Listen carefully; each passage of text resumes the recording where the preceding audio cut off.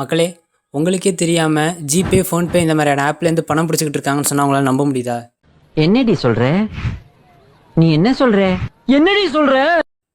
எப்புட்றா அது எப்படி முடியும் அப்படின்னு நினைப்பீங்க. இந்த வீடியோ முழுசாக பாருங்கள், உங்களுக்கு தெரியும். இது யங்காக இருக்கிறவங்க ஒரு 20 இந்த மாதிரி ஏஜில் இருக்கிறவங்களுக்கு இது ஈஸியாக சால்வ் பண்ணிடலாம்.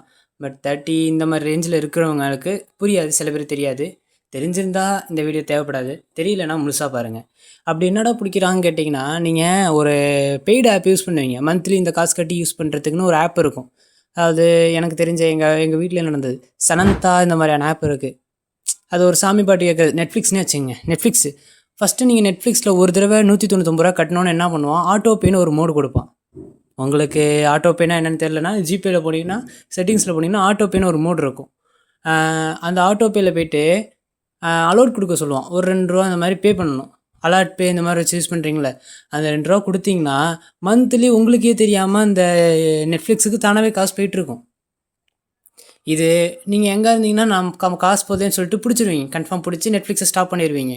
ஆனால் வயசானவங்களுக்கு ஜிபே யூஸ் பண்ணுறவங்களாம் எப்படி போகுதுன்னு தெரியாது. சரி பேங்க்லேருந்து பிடிச்சிட்டாங்க அப்படின்னு நினச்சி விட்ருவாங்க. அப்படியே டெய்லியும் ஒரு இந்த மாதிரி விட்றத தடுத்துக்கிறது நல்லது.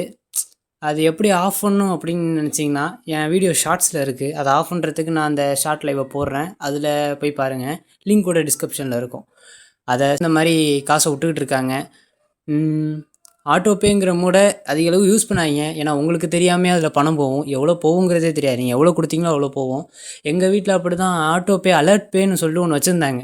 அது வந்து எதுக்குன்னா, ஜிபே கஸ்டமர் உங்களுக்கு பண்ணாங்கன்னா அது தானே அலர்ட் கொடுக்கும். ஜிபேவில் 1000 ரூபா பெறப்பட்டது, 1050 ரூபா பெறப்பட்டுள்ளதுன்னு. அது என்ன பண்ணிடுச்சு, 2 ரூபா முன்பணங்கிற மாதிரி கொடுத்தானோ, ரிட்டன் பண்ணிட்டானோ பணத்தை. 2 ரூபா கட்டி 2 ரூபா ரிட்டன் பண்ணிட்டானோ. சரி ரிட்டன் பண்ணிட்டாங்கன்னு சொல்லிட்டு நான் நினச்சிட்டு விட்டுட்டேன். ஒரு 4 மாதம் கழித்து பார்க்குறேன், 4 மாதமும் 200 எடுத்துருந்துருக்கானோ. அது ஆட்டோபே மூலயமா போயிடுச்சு. எத்தனை ரூபா? 2, 4, 6, 8, 800 போயிட்டு. இந்த மாதிரி விடாமல் இருக்கிறதுக்கு உங்களுக்கு இந்த ஆட்டோபே அலர்ட் மோட ஆஃப் பண்ணிங்க. தேவையில்லாமல் இந்த பணம் கட்டி யூஸ் பண்ணுற ஆப்லாம் அவாய்ட் பண்ணிடுங்க. நெட்ஃப்ளிக்ஸ், அமேசான் பிரைமுங்கிறது கூட நீங்கள் ரீஃபண்ட் பண்ணிக்கலாம்.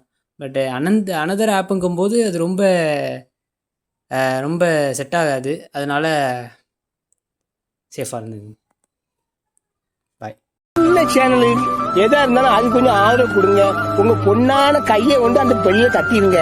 அவங்களுக்கு சப்ஸ்கிரைபர் 5-10 ஏறுனா அவங்க மனசு சந்தோஷப்படும். அவங்க வீடியோவும்